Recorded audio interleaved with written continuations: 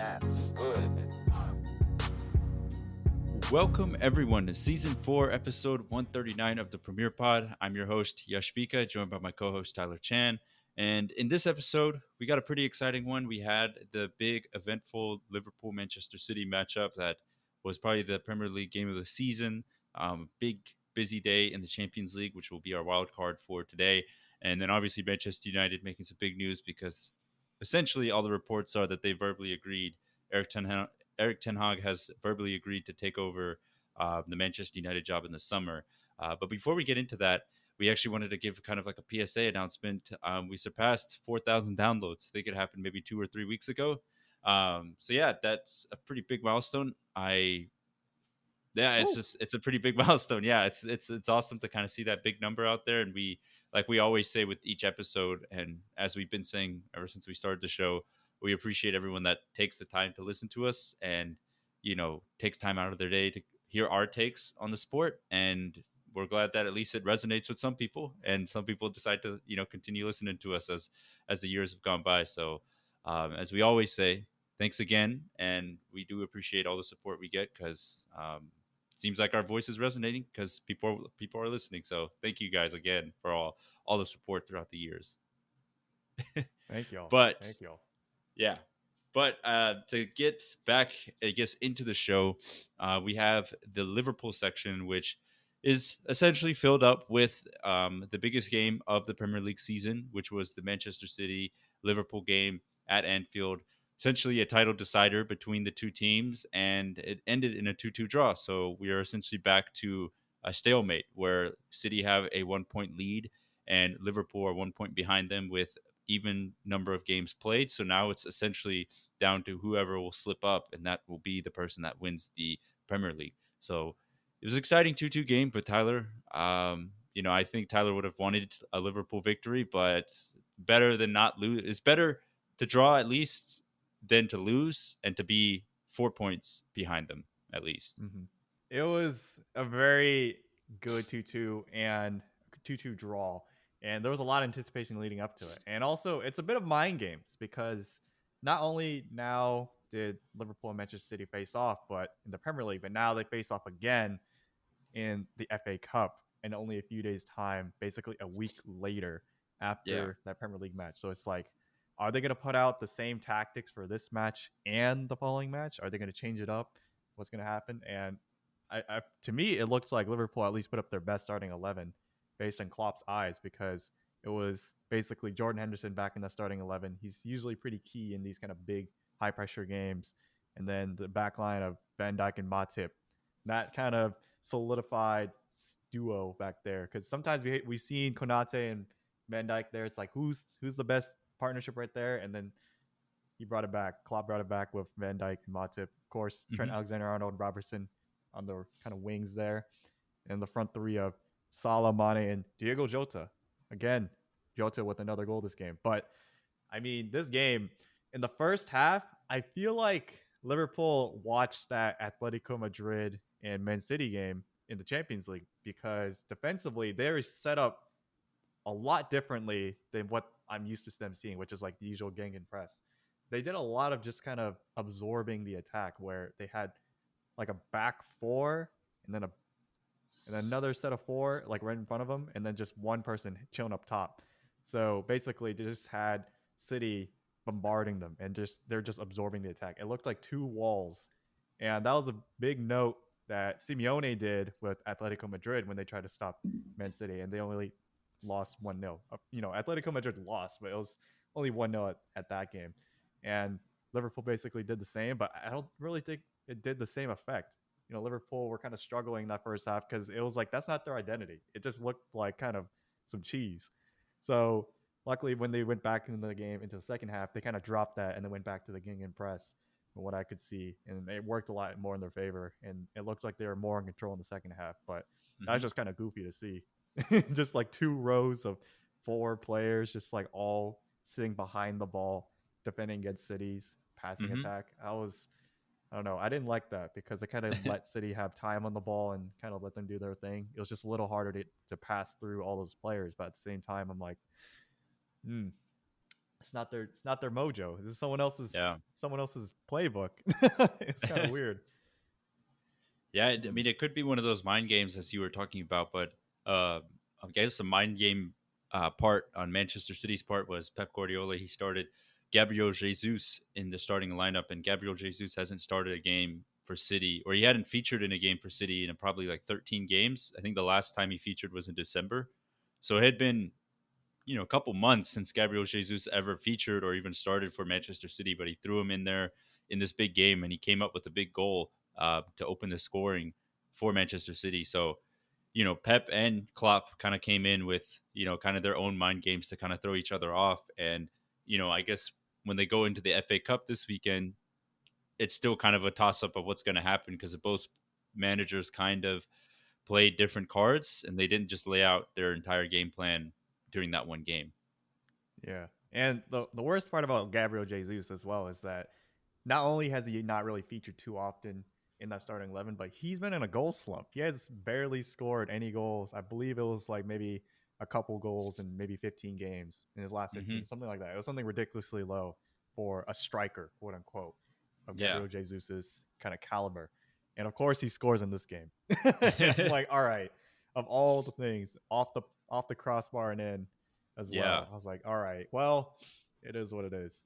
But I mean, it was very back and forth, and I feel like the tide was kind of flipping back and forth as well. So a 2-2 was pretty fair, but also does give Man City the upper hand. Now the title is in their hands. It's in their own destiny to make sure that they win out the rest of the season and then they get the title. So it's no longer Yeah. in They're Liverpool's hands, which is the unfortunate part. And I feel like personally, Liverpool do have the harder schedule. They have to face yeah. Manchester United next week and Everton as well. That's always a tough one. And besides that, like, and also Tottenham, I believe.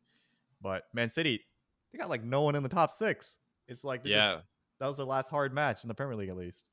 Yeah. And you know how City do when they face like lower league or lower teams in the Premier League, they tend to steamroll them when they get a Mm-hmm. chance. So Like I 5 think nil, it's no, 6-0. I agree. I think Liverpool have the harder end of the schedule. And I think Man City do have the easier end, but we have seen crazier things happen where sometimes if you have the easier schedule, sometimes those games can be oddly very difficult because now you're kind of in a fight. Some of those teams are kind of fighting for survival in the Premier League or fighting for a chance to get into potentially a European spot or finishing up just a little bit higher in the table. And you just never know what could happen because as we've seen in years past with Wolves or Crystal Palace or teams of that ilk, like they're capable of surprising Manchester City if you catch them sleeping or if you just have the right quality or just like the right luck at the right time. You could get a result out of Manchester City. And all City need to do if they drop 1 point, they get a draw here and there, and Liverpool steamroll. Like it's Liverpool are now in first place. It's a steamroll. So it's going to be very interesting to see what happens because that pressure to kind of live up to that pressure, it's going to be big for both teams. Um, but one thing I kind of saw as a narrative as I wasn't working this game, but as I saw a narrative kind of throughout the week is Mo Salah's slump since the AFCON final. And I know when he came back from the AFCON final, he had a couple goals, a couple assists, like he was still kind of doing his thing. But I think I've seen like a lot on like Twitter, especially, is that a lot of people have been saying that he hasn't been having the same impact that he was during the beginning half of the season for maybe the past 5 or 6 games for Liverpool, maybe a month and a half for Liverpool.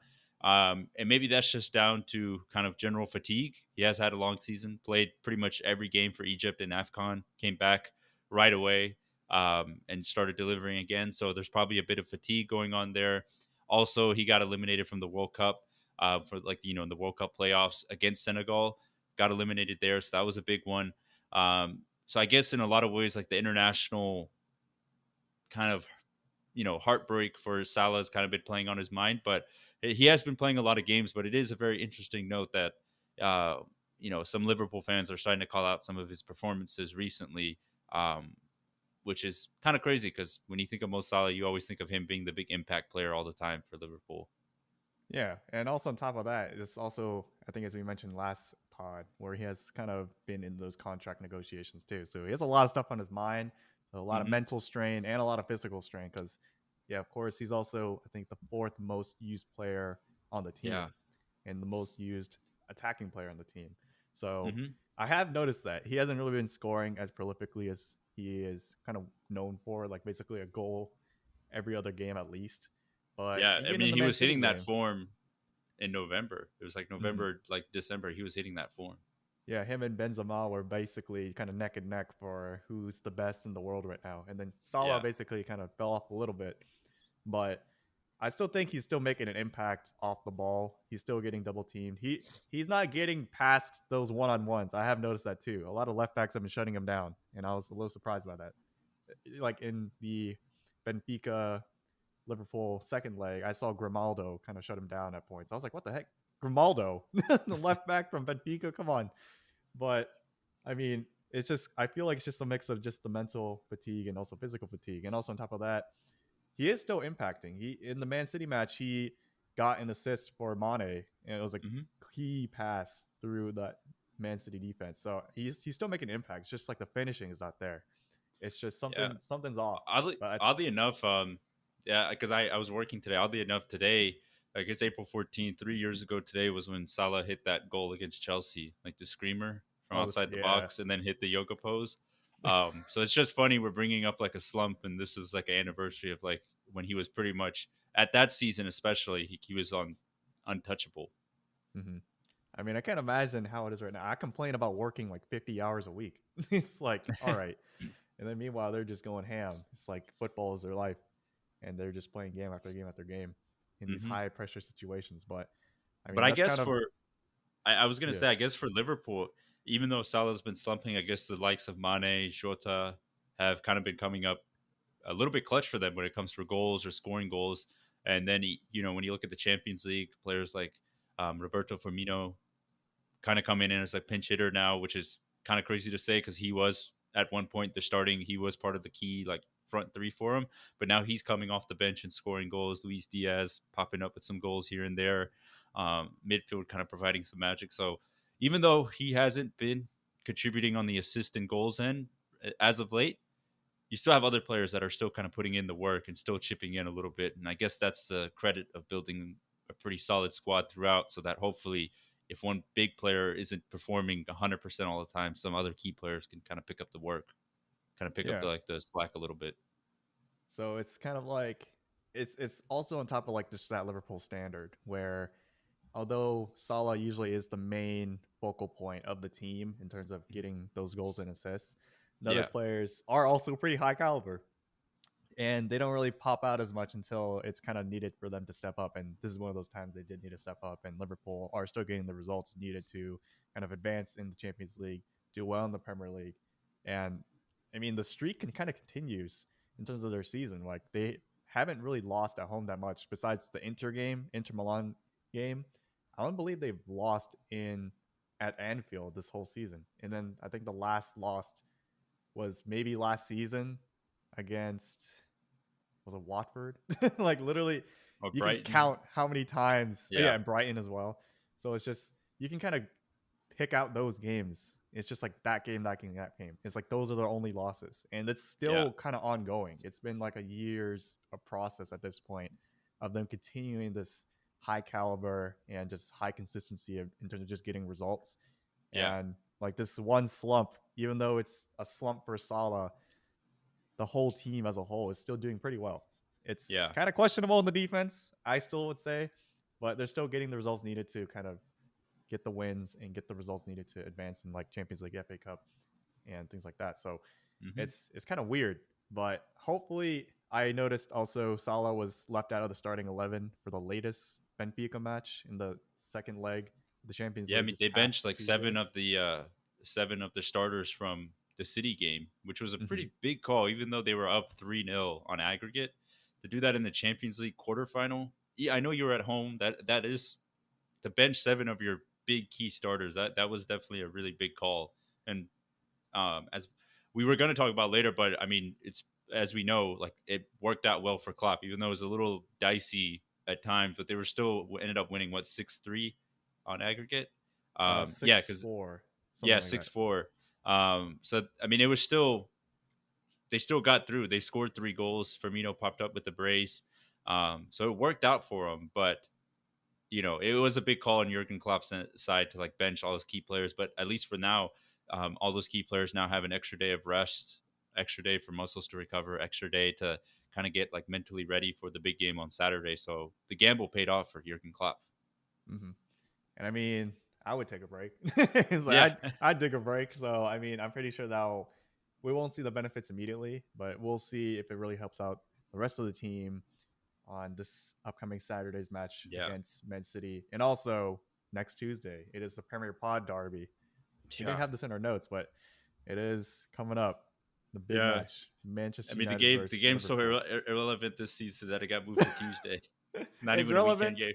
That's I also noticed that. I was like, they made such a big game on a Tuesday. Like, what the heck? Usually, Man United versus Liverpool is a big Sunday game. Like, at least for the East Coast, it'd be like Sunday morning. Everyone kind of wakes up for it. That's the game Yeah, to watch. But no, it's on a Tuesday this year. At what time? Let me see. it's 12 probably p.m. 3 or Yeah, 12. 12 Is it p.m. 12 or 3? Yeah, PST, and then 3 p.m. Eastern Eastern time. EST. Yeah, So yeah. basically a It's lunchtime Tuesday match. yeah. So we'll see. I mean that game. I don't know. I think it's just more. Even if United win, it's more about the title race being over for Liverpool and kind of City getting it.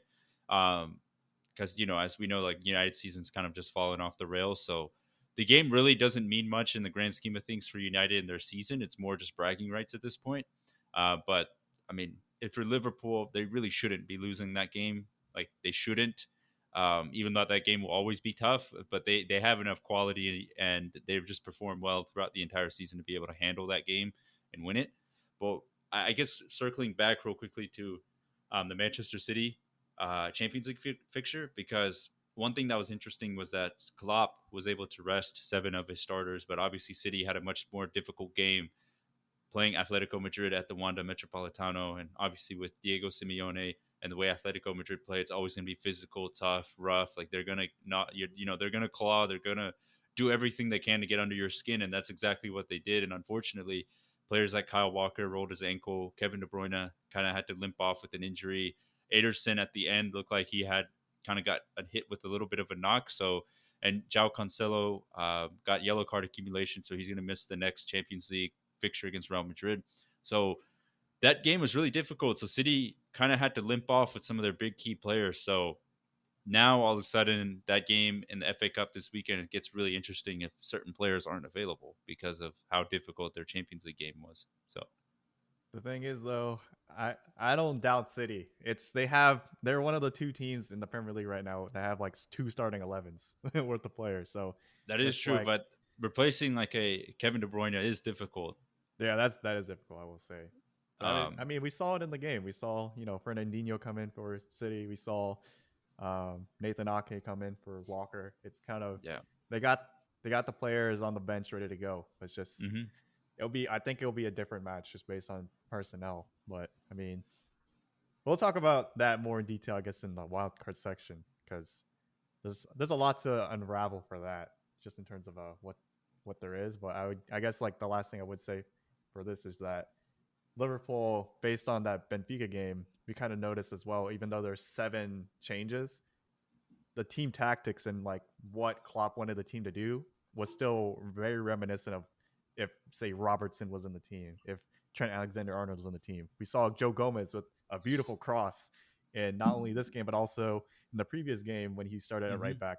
So it's it's almost like Klopp is doing a really good job of making sure that if players are rested, that there's a good, I guess, replacement, but also like another player that can take the place that can still perform the tasks needed and like the tactics he has in mind. And that being Yeah. said, too, it's just like the players that are on the bench were players that were in the starting 11, such as like Firmino, Milner, that were like staples for a long time. So they kind of know what's up. Hmm. It's kind of weird just to see they're on the bench. It's like, all right, Yeah. here you go. You're in now. Yeah, but we talked about it earlier, but that's the beauty of having a squad that's really filled with depth is that they can handle just kind of being thrown in there and just performing the task at hand at the full responsibility of the starters. So, Mm-hmm. I mean, that's what Liverpool have done. They've kind of worked their way up to kind of assembling a squad of that caliber. And then it also helps that they've kind of not hit the injury bug like they did last season. So a lot of their players are staying relatively fit. So they have that good squad selection to choose from. Yeah. Uh, Availability is such a key trait to have in players. Something I've mhm. learned watching Liverpool last season and also just in fantasy football. Yeah, it's, it's like, like oh being available yes. is a huge thing. It's a huge It's thing like, in oh sports. man, Lamar Jackson injured. No. It's like something like that. But you always revel in the players that you don't have to switch out or anything. You just keep them there the whole season. You can Hmm. rely on them like a James Milner. So we'll Yeah, see. yeah. So Liverpool, like they're still really into the title race. They're up for pretty much a quadruple still this close to the end of the season. So a lot to a lot to unpack in the coming weeks for Liverpool. But I guess switching over real quickly to Manchester United. I believe in the last two episodes we've kept mentioning Eric Ten Hag kind of being the forefront favorite, and just these past couple of days it was reported that from the Athletic and like very reliable sources that Eric Ten Hag verbally agreed to take over the United job. So that means officially he will be Manchester United's next manager. He won't be announced the manager until after Ajax complete their final cup game of the season, which I believe is in a couple weeks.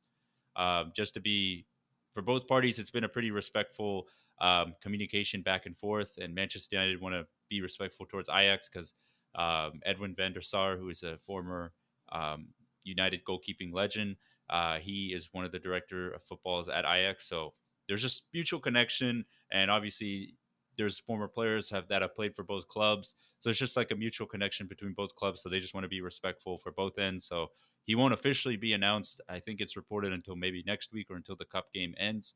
But yeah, he is going to be the next boss for Manchester United. Very interesting.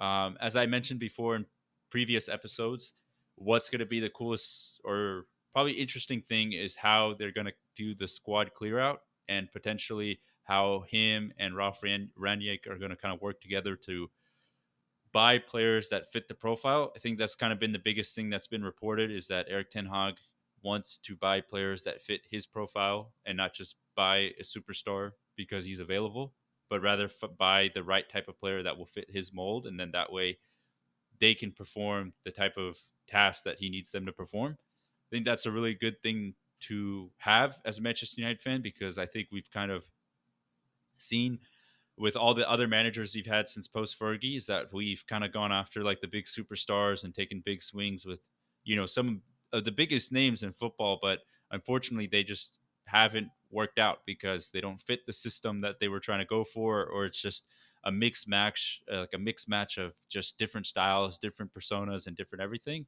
So I'm hoping with Eric Ten Hag that he comes in, buys players that fit the profile. They may not be the most overhyped players, or they may not be the most well known players, but hopefully, buying the right type of profile fitting players will help establish identity, a true like sense of like hard work, and also a true sense of what Eric Ten Hag is trying to build, and that way they can go forward from there. Similar to what other teams have done that have been successful or are successful right now.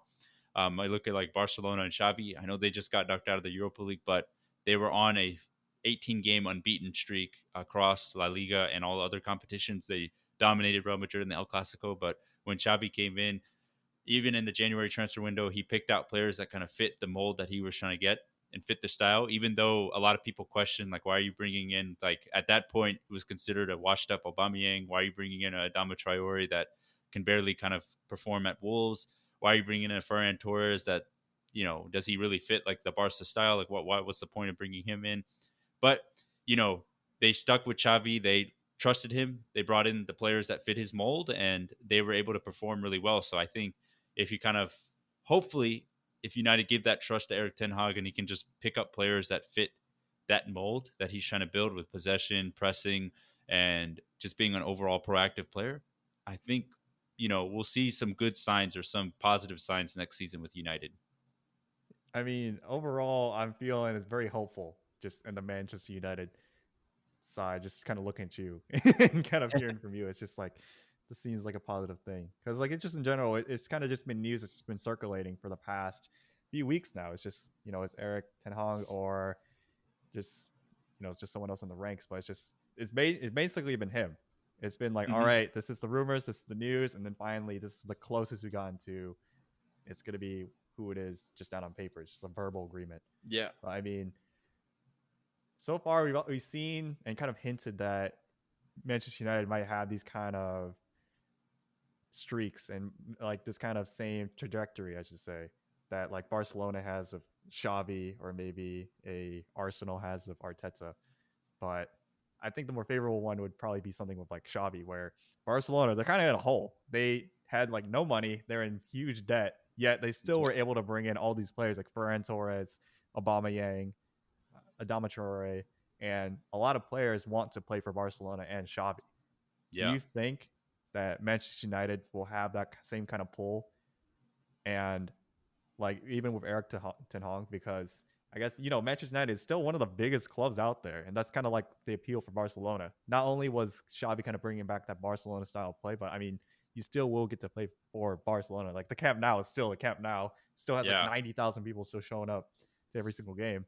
It's Yeah, just I think you kind of hit it on the head. I think like any club like Liverpool, Manchester United, even when Liverpool were struggling, they were still able to get players like Luis Suarez, like mhm. Coutinho, Sterling, and even when they were struggling a bit, they were still able to pick up like some decent big names to come into the club. And especially when Klopp came back or Klopp came in, they were able to sign some decently high profile players. And obviously, as they got a bit better, they were able to attract the likes of even bigger names. But I think the name of Manchester United itself, it's still big enough that players still want to play for this club. Like it's a big club, and I think the thing that's kind of been, I guess, a big selling point. I think they kind of been hinting at a selling point for a lot of these former managers is that hey, you can be, if you come here, you perform well, and we get everything correct. Like you could be part of the squad that finally gets the club back to where it used to be. And like if you do that, you'll kind of be remembered like throughout history of kind of being the squad that lifted them back up from the rubble. And I think that in itself as a pitch is a pretty appealing pitch because yeah, you may be struggling. I think with the same thing Xavi has said with like people that come to Barcelona, yeah, we're struggling now, but if you can get us back, if you can be part of that squad to get us back to challenging for La Liga and especially Champions League titles consistently, like you'll have a pretty positive name in the Barcelona history books. Like people will remember your name um, pretty. What was the word I'm looking for? profoundly. It's Yeah, just profoundly. Like you'll be looked at a high regard, and I think that selling point is probably a big thing to sell people. And we've seen in the past, even when Manchester United don't have Champions League or they're struggling for Europa League, they still manage to pull in some of the bigger stars and the biggest names. So I don't think them missing out on Champions League or Europe is going to be that big of a hit. I think the name itself is still a big name, and I think Eric Ten Hag also has a pretty positive.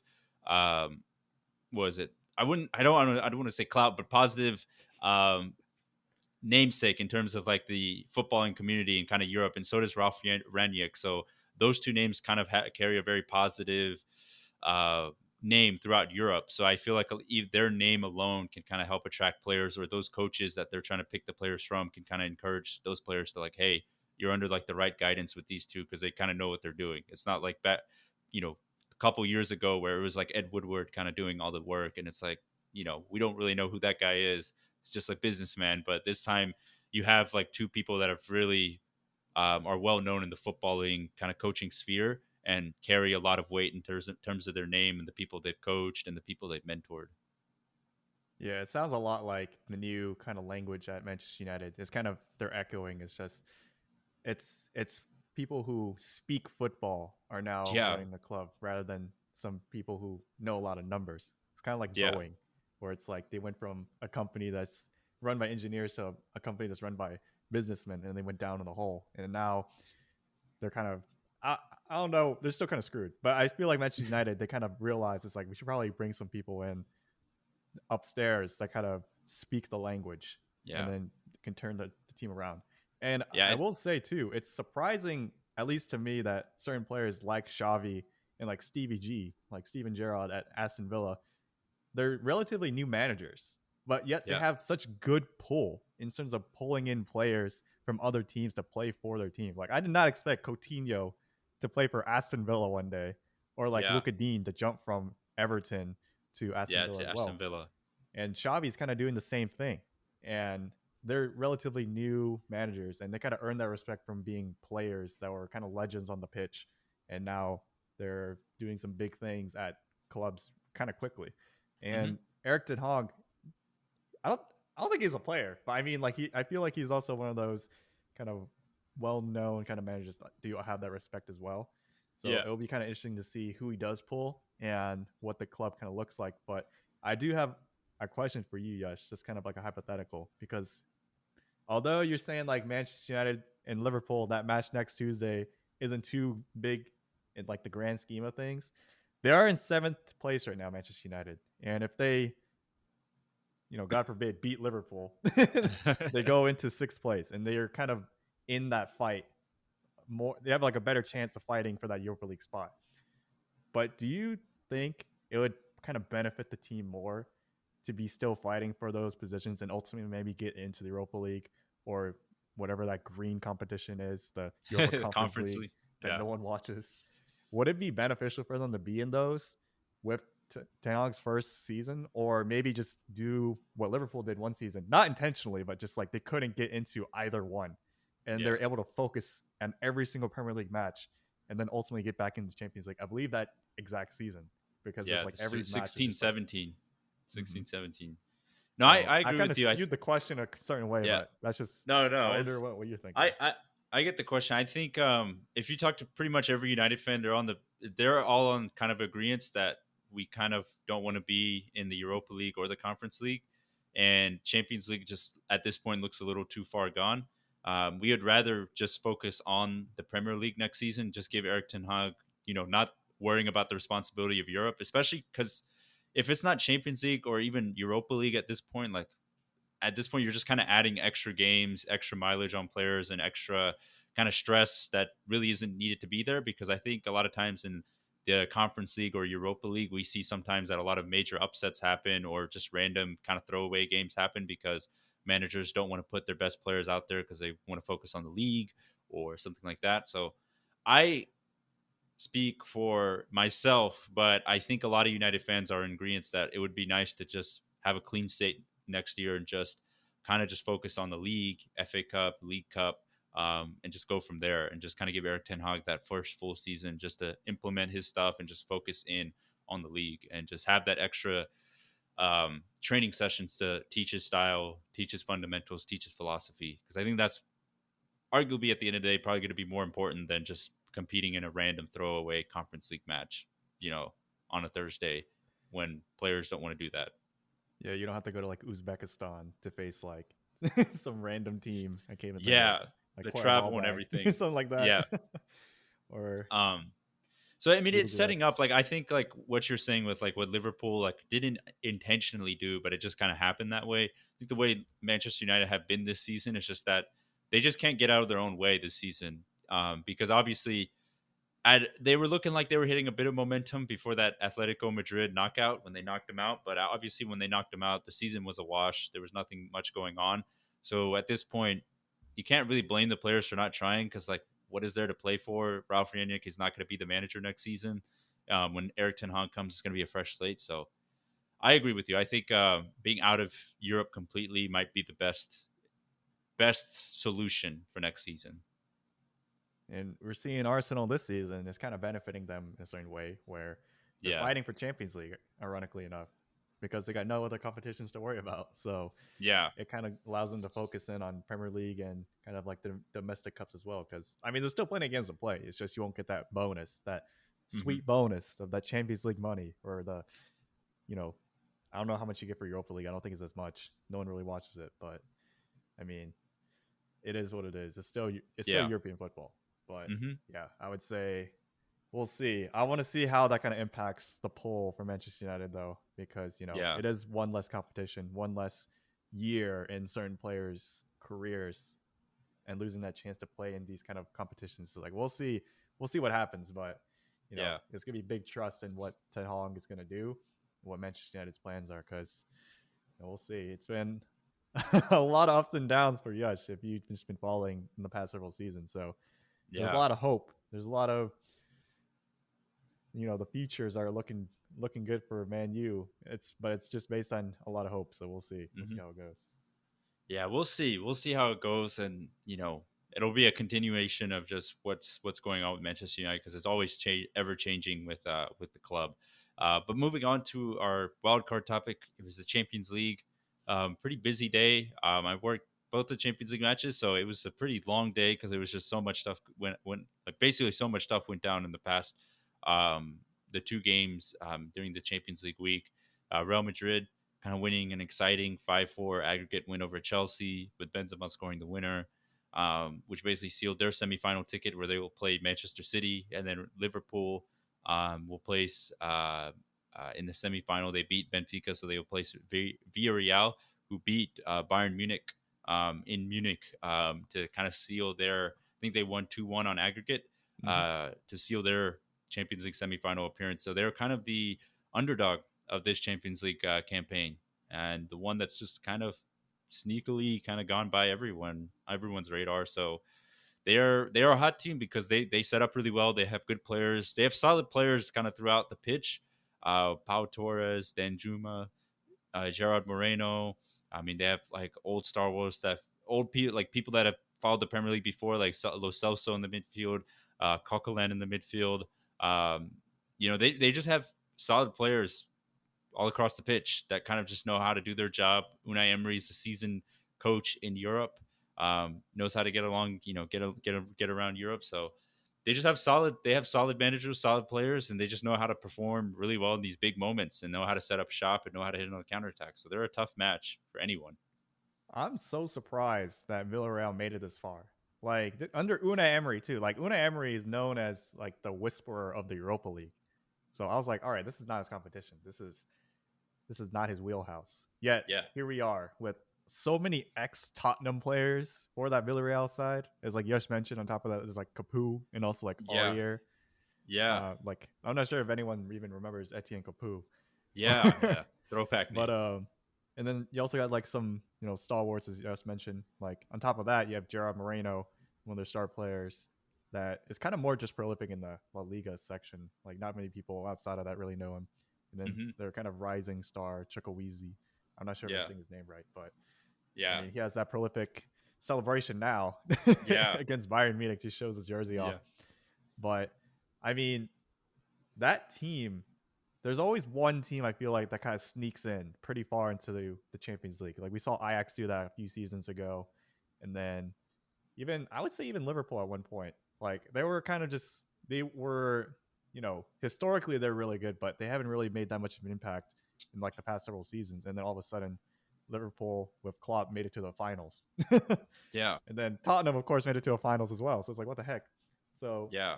Dotton made it. people are Yeah, kind of so it's, discounting Villarreal, and Liverpool do face them. I'm kind of thankful we're facing Villarreal rather than like a Real Madrid or Man City right now. I mean, they're a Villarreal tough beat match. Juventus and Bayern Munich to get to where they Yeah, are now. So this team is set up very well defensively. Like Yash and I were kind of talking before the pod, and I was like, "How did they get here?" And then Yash was kind of mentioning, "Is like they're just set up very well to counterattack." And I was like, "Sounds like Liverpool almost. yeah. High press and just counter." It's And I mean, it's funny. I it's was going to say they're under the only two times they've lost in Europe this season was to Manchester United. Manchester United, the only two really teams that beat them in Europe. Yeah, they won pretty much all their group or won or draw all their group stage games besides the ones they played against Manchester United. So we have that one shining crown. well. I will say Liverpool, based on what I've seen so far, they do look into they watched a lot of tape from what other teams have done against the opponents they face. So maybe we'll Hmm. take something out of the Manchester United playbook, unless it's just give it to Ronaldo, obviously. But but I mean, it's going to be a pretty interesting game because on top of that, Unai Emery, this is not the first time I believe Klopp is going to be facing him. Like Klopp has faced Unai Emery, I believe, while he was at Arsenal. Like when Yeah, Unai Emery was still in the Premier League, kind of doing okay with Arsenal. But now yeah. this is a whole different team, a whole different kind of situation, kind of two one-off games. But Hmm. I have faith. I have faith. It's going to be interesting. On top of that, just for the two teams, kind of in terms of like durability as well, because we kind of already hinted that Liverpool. There's a lot of games to play, and like fatigue is hitting some of the star players. But Villarreal, they're in 7th place in La Liga. This is their this is all they're really focusing on at this point. Like Yeah. they're kind of done in La Liga. I Yeah. don't know if Copa del Rey or anything is still going on, in terms of domestic cups for the Spanish Yeah, I don't think leagues. Villarreal is in those. I think Yeah, like you said, it's just La Liga or Champions League. so basically, it's just the Yellow Submarine is just tooting along, just in the Yeah. Champions League. It's like this is all we got, and this is historically, I believe, this is one of the farthest they've ever been in their Yeah. entire club history. So, if there's a year for them to do it, it'd be this season. So they have a lot of motivation, and I mean, they made it this far. It's like, why not? It's like the Bengals last season in the NFL. It's like, Yeah. why not us? So I'm kind of scared about that. It's just like, what the heck? How do you prepare for something where you weren't expecting? Yeah. But Liverpool, it's going to be interesting for that. And of course, Liverpool, I'm not going to lie, they had a lot easier way getting up to where they are now. You have to face Inter Milan, who's fighting for a Serie A title right now, I will say. But then Benfica, not as crazy as like a Bayern Munich, but Benfica still did put up a fight. And Darwin Núñez that's a name to remember. That striker for Benfica. So we'll see. Maybe Man U gets them. I don't know. But no, I think he's all right. Christopher Nkunku from RB Leipzig that's a player. That's the hot ticket right now. 30 goals and 18 assists, I think, in all competitions for Leipzig right now. Almost that's 50 insane. goal involvements. That's 48 goal involvements this season. That's really good. Yeah, he's what the heck? He's a star. If he's like this in the World Cup for France, I'm gonna change my answer from last week. Yeah. But on top of that, so that's like Liverpool and Villarreal, but also for like the Real Madrid and Man City side, I believe this is the same matchup that happened last season too, where well, they met, I think. No, because I think Chelsea and Real Madrid played last season, but they did. I do remember City and Madrid meeting, but I feel like the only time they met was actually in like 2015-16 when they met in the semifinals, like way back. I guess at this point it's like 6 years ago at this point. And that was like when Mangala was still starting in the center back position for Man City. So that's how long it's been. I mean, even then, it's Pep Guardiola coming back to face Real Madrid. So, at the Bernabeu. So yeah, it'll like tempers will definitely be up for this one. It's a big game. I think Real Madrid, oddly enough, they are a good team, but I think they have been relying a lot on magic from Benzema to kind of carry them through. Because the game against PSG, there were times where basically PSG looked like they were dominating them. And in this game against Chelsea, Chelsea pretty much dominated them for majority of that entire game, but then they just kind of found a little bit of pocket. And it was almost similar to the Real Madrid that are playing right now, are kind of similar to the ones that were playing when they won the three-peat, where they weren't exactly on top all the time, but they had a little bit of luck fall their way, either the team on the other side getting a red card, a decision kind of going their way, or relying on magic of Cristiano Ronaldo at that point, or Sergio Ramos, Modric, Cruz, all their big stalwarts just kind of making big time plays when it's not expected from them. They're just kind of do it out of nothing. And what we're seeing is that the same thing is kind of happening this season, where Luka Modric is doing stuff that, he shouldn't really be doing at 36 years old. I think he's 36 or 37. He's still doing crazy Trivela passes, making a huge impact. Karim Benzema has kind of just been on another level this season, carrying on the form since last season. Vinicius Jr. kind of coming in and providing some big help. And their center back duo of Militao and Alaba has been pretty solid. Ferland Mendy doing a really solid work at fullback position. And Courtois coming up with big saves and big moments when need be. So it's just kind of setting up where, even though Madrid technically don't play the best for full 90 minutes, they know how to make their moments count. And I think that's the big thing, because I think City do know how to make their moments count, but they also are a team that can control the game for pretty much 90 minutes or 95 minutes, but they are a team that can get hit on the counterattack and just slip up a tiny bit. I think that's where Madrid can kind of come in and just do their magic, because Madrid have just been relying on that this entire Champions League campaign. It's kind of unexplainable how certain teams like Real Madrid, Liverpool, Barcelona, or even like Manchester United, there's just this one little extra spark, one little extra kind of boost that the players kind of get. It's like a superpower almost in these kind of Hmm. high pressure situations where it's like, all right, someone's got to step up and do something crazy. And then Luka Modric, as you mentioned, does one of the most insane assists I've ever seen. I feel like in my life so far. It's a Travella cross from like deep in the midfield, right to Rodrigo's foot for like a one-touch finish. Like that turned the whole tide. On top of Yeah. Mendy making that mistake in the first leg, where Yeah. he had quote unquote curious moment, and of course it's also the Benzema as well. So Hmm. maybe Benzema does this kind of thing to keepers, but Yeah. I mean Real Madrid, there's just something about them where they really didn't look that good. Like in the Yeah. second leg, especially, they were down 3-0, and Yeah. just all of a sudden it's like, all right, now it's gonna turn up. And then this is why a team like this has won like 13 this competition 13 times, the Champions League. And I don't know. This match, I feel like Man City is gonna dominate, but somehow the result is not going to reflect the scoreline Yeah. or like the play that we see on screen. It's gonna be Hmm. something where Real Madrid are still gonna be in this game just because of Real Madrid. And Yeah. I wouldn't be surprised if somehow, some way they made it to the finals because it's just like, what the heck? Like we were kind of mentioning, if not this season, maybe last season, where they're going to be slowly moving out those kind of stalwarts of this Real Madrid team, that Tony Cruz, the Benzema, like the team, like Modric, these players that have been on the team since like 2013, 2012. Like Yeah. it's the same players we've been saying for like 10 years now, and they're still here. And it's like Yeah. eventually they have to like, there has to be new ones. Yeah. And I mean, we've seen like little bits of them. Like Valverde was starting, Vinicius Junior is going ham. Yeah. But I mean, like, Camavinga. the same core players are still making all the chances happen. Like Benzema Yeah. was still like the main man who scored the goals. So I mean, I I was some Chelsea fans sent me some texts after that match. They're like, "What the heck?" They're just so sad. I was like, "Y'all just you got history." It's like this is just what Real Madrid does. So Yeah. this is their competition, and Hmm. on top of that, I believe they're first in the La Liga. So Yeah, they're it's a just crazy. It's a crazy stat. I think they've reached the semifinals in the Champions League 10 times out of the last 12 seasons. So yeah.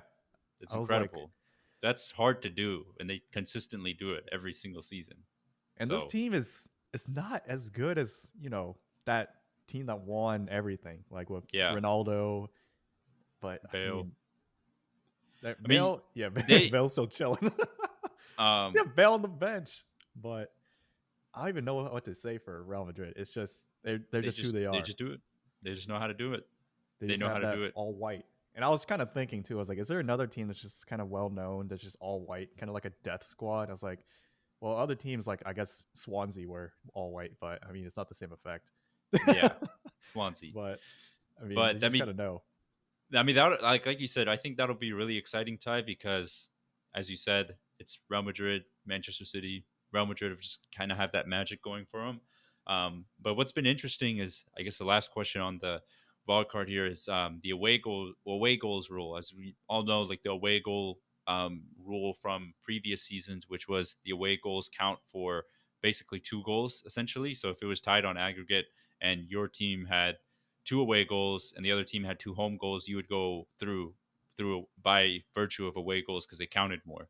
But they, a sense, have lifted that rule this season. This is the first season without it, and a lot of people were kind of concerned of like, oh, it's like, is Champions League still going to be exciting without it? But I would say that it still has. I think what's been interesting is without the away goals, you would think that the game would get more defensive and more boring, but honestly, it makes it a little bit more exciting because now managers don't no longer have that incentive to, like, if they're going away from home for a round of 16 tie or any of the knockout stage ties, the incentive to just kind of sit back, absorb pressure, and maybe nick a 1-0 win is no longer there because all of a sudden that goal doesn't really mean that much anymore. So now the onus is kind of like, okay, we can't really sit back and hope that we get a draw or hope that we get a win or 1-0 win. It's more like we have to kind of just go all out and just go for it. Because if we don't, if we all of a sudden lose 2-0 or trailing 2-0 on the home leg, us scoring 2 goals away from home isn't really going to do much for us. So I think it has made ties a little bit more exciting, which is odd because you would think it would do the opposite effect, but I think it's made it a bit more exciting at that end. I was very surprised too, because I was thinking it's like, well, here we go. Benfica's probably going to park the bus, or it's like, well, here we go. I mean, the certain teams, I am not surprised. Still, kind of park the bus and kind of are very Yeah, defensive, like but it's like Atletico Madrid. it's their DNA. It's like what Yeah, they do. that's what they do. Even if it was the away goals rule is still here, they would 100% still be doing the exact same thing. That's just what Simeone does, and I'm pretty sure that's what Villarreal would still do too. And of course, it's Hmm. also Villarreal. It's like, what else are they gonna do? Yeah. It's like, so I was very surprised. It kind of made these two legs, instead of kind of seeing as like, oh, it's a home away, it's like now it's like a 180-minute game. It's just like with like a big break in between, if that makes Yeah. sense. So it's been Exactly. very interesting. I'm very surprised that it's kind of working out. And I Yeah. mean, it's the first season, but I mean, so far with like this very small sample size, it's looking okay. It's looking Hmm. like, wow, it's kind of a positive impact in terms of like not much is really changing. But I mean, we're still seeing big games with big goals. Like literally, the Liverpool legs together were 6-4 in terms of Yeah. goals scored, and then for Real Madrid, Chelsea, it was Chelsea like is 5-4. 5-4. Yeah, And and then then the other legs. PSG, Real Madrid, it was like yeah, it's just been high score Mhm. lines for like each team, each So matchups really. So it's been fun. yeah, so that was, we're kind of Yeah, need to revisit this kind of rule, since I think we mentioned it in a previous pod before. It's like, let's see if all the teams start parking the buses away, but it's like, nope. yeah. So far, it's looking It's like done the everyone's just going opposite ham. effect. Yeah, it's done Yeah. the opposite effect. So I'm here for it. As long as it makes it more exciting, that's always fun for like the neutral viewer for these matchups. So I think eliminating the away goals rule, oddly enough, has made these ties more interesting and more fun and just more exciting for that casual viewer. So we're happy for it. But yeah, that Mhm. kind of was the end of like our wild card section with the Champions League. It's been a really crazy campaign in the Champions League, and we have the potential of getting a repeat of the 2018 final with Real Madrid Liverpool, or we could get an all Spanish final, or we can get an all English final. So there's just multiple options or multiple scenarios that could happen. So it's going to be a very interesting semifinal, I guess, knockout round, because a lot is riding for basically all four of these teams. So it's fun. I mean, that's the tail end of the season. We're approaching the tail end of the season for leagues, cups, and everything. So it kind of all comes down to the wire. Everything you've been working towards, it's all coming down to the wire here. But Yeah. yeah, that kind Hopefully of for the Premier Pod, at least, hopefully one of the two teams that are in England make it to the final. yeah, yeah. It'd be a Hopefully, nightmare if it's a Spanish final. Then it's like, well, yeah. We've been spoiled. We've been had too many English finals throughout the Premier Pod journey. So mhm, we'll we'll see. see And what then West happens. Ham still in the Europa League, Europa, and Leicester then I City still think in the Leicester. Conference League. Yeah, So the so green you one. never know what could happen. Maybe all three English teams sweep the European competitions. We'll see. That'd be Um, sweet. Imagine that'll be West really Ham winning cool. a trophy. Oh my We'll gosh. see. We'll see what happens. But yeah, I guess that kind of does it for season 4, episode 139 for us. As we always say, you can follow us at the Premier Pod on Instagram and Twitter. Send us any questions you have, or give us a follow. Interact with us on there. You can also find video versions, hopefully, of this podcast on YouTube at the Premier Pod. We've been having some video technical difficulties through Zoom for the past 2 episodes. We're hoping it'll get fixed. If not, we'll continue to figure out a way to get it fixed so we can, see our lovely faces as the episodes go on. But yeah, if you listen to this show on Apple Podcasts, please make sure to leave us a review, leave us a rating. And yeah, if you could leave us a review, that'd be great. If not, sharing this podcast with one of your friends or someone that is interested in soccer, more than enough. We appreciate any type of support we can get. So yeah, that kind of does it. Thank you guys so much for tuning in for season 4, episode 139 of the Premier Pod. And yeah, thank you guys. Peace. Peace.